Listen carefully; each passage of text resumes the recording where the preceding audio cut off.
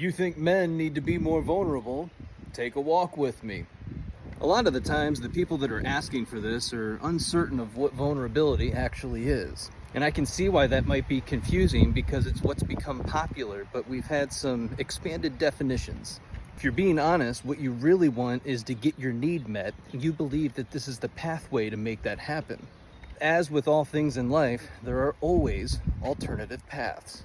It's also a good question to ask yourself, what do I actually want or need in this moment? A quick search and you'll find that vulnerability is the state of being vulnerable. It's also the susceptibility to injury or attack, the state or condition of being weak and poorly defended, a specific weakness in protections or defenses. It's the state of being exposed. His exposure to ridicule was the example. If I'm in a state of being vulnerable, I'm revealing a physical or emotional part of myself. We imply the emotional part because that's what's become popular. But a baby bird falls out of a nest, it's now vulnerable to the elements and other animals. It's defenseless to threats and fully exposed. And what's interesting is you guys will spend all day long arguing about definitions. And I guess if that's what's important to you, more power to you, man. At some point, you have to get to the place where you're more willing to solve the problem that you have than to argue over semantics. So if we focus on the state of being vulnerable and then we apply it to the context of relationships, what exactly does that mean? For many of you, it looks like trauma dumping and spilling all your secrets. I'm going to give you 20 years of pain, grief, and shame. And this is where we get into the expanded use and definition of the word in a clinical or medical setting. It's what's socially acceptable, and if I can get you to change your definition of a particular word, then I can steal your agency from you, leaving you feeling vulnerable, in a weakened state, completely disempowered.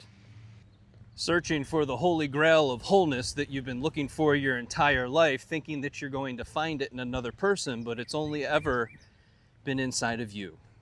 It's also been there all along. You never lost it. You begin to find it again and get a hold of it when you cultivate and develop self-compassion and self-trust. Do you know, like, and trust yourself? And we hear it from the Stoics. Know thyself. When you finally know and accept yourself, you stop looking for things outside of you to validate you and your experience. But if we go along to get along here, you'll begin to realize that most people don't have the conditioning or the skill sets to meet you where you are. And half the time, neither do you. That's why they call it the work. I used to work crime scene and people would ask the question, what's going on with you when I'm in a contemplative state because I look sad, I look depressed. And what I was trying to do was to reason through and navigate those thoughts, feelings, and emotions that were attached to that experience. Not to compartmentalize and store it and ignore it, but to integrate it. But people will quickly shift the topic of conversation and say, I gotta go, man. You asked, you wanted me to be vulnerable, so I shared with you an experience that I was currently going through. I know, that example is a little over the top. I get it. This is also a big part of the conversation of people that experience icks. This person hasn't developed or cultivated the nervous system capacity or the emotional depth to allow for the experience of another person. They haven't honed the skills necessary to meet you where you are, nor have they met themselves yet.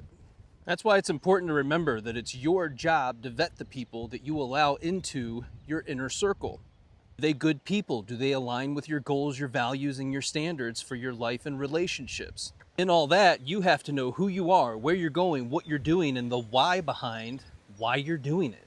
Your innermost thoughts and experiences are not for the world. It's not for everyone to hear or see.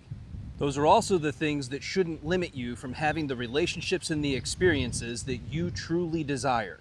You're not really as stuck as you think that you are. You're just in a pattern. And patterns, we can break free from.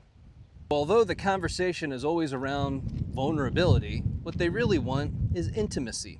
And this is for all the people in your life. They want to feel close and connected to you. But then this conversation drives into the 8 types of love, and that's a whole other video that I did last week. You'll have to go check that out. A lot of the disconnect that we experience in our relationships is that I love one way and you love the other way, and you're trying to love me in the way that you want to be loved. So the question is, are you able to acknowledge and recognize when someone is displaying acts of love and respect and kindness and on and on?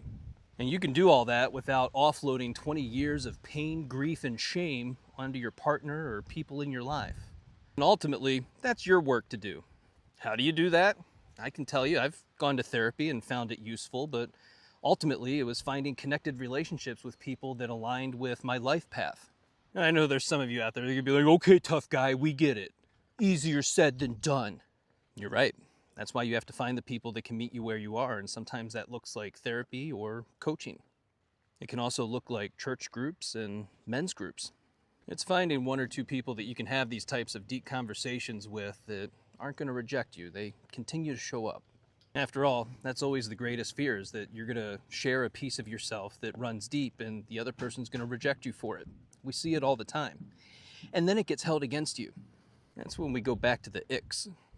A lot of what you're looking for is already within you, but there's often a skills gap issue that you have to work on, the things that you didn't learn when you were younger.